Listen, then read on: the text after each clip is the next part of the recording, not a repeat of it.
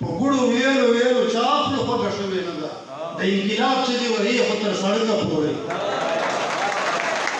لمبې لمبې چمن لا د سپرلو څه ضرورت و بې ننګه پښتنو له د پښتو څه ضرورت و لمبې لمبې چمن لا د سپرلو څه ضرورت و بې ننګه پښتنو له د پښتو څه ضرورت و او جانانه دروغجنه جانانه دروغجنه هیڅ باور دې پاتې نه شو جانانه دروغجنه هیڅ باور دې پاتې نه شو پاللی دې چې نه شوې د وادو څه ضرورت و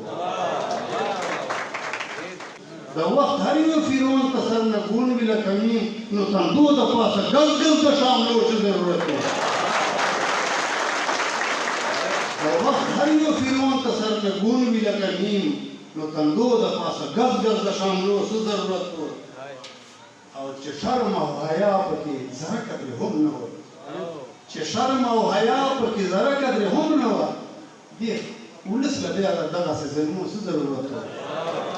چې شرم او حیا پکې ذره قدرې هم نه وه دې قام له بیا دغسې ظلمو څه ضرورت و او انوره د دې ښار هر یو سړی په خپل ګړون دی انوره د دې ښار هر یو سړی په خپل ګړون دی دې ښار کې د رنجو او د شیشو څه ضرورت و یو شی توجه کړه انوره د دې ښار هر یو سړی په خپل ګړون دی دې ښار له د رنجو او د شیشو څه ضرورت و نو خپل غزل چو شعرونه توجه سره لازمه نه ده له حجرې او تر مزدکه پورې لازمه نه ده له حجرې او تر مزدکه پورې پښتونه پښې به غځوي له خپل شیرکه پورې په ګړو ویلو ویلو چا خپله خوږه شوې نه ده د انقلاب چې دې وهي خو تر سړکه پورې په ګړو ویلو ویلو چا خپله خوږه شوې نه ده د انقلاب چې دې وهي خو تر سړکه پورې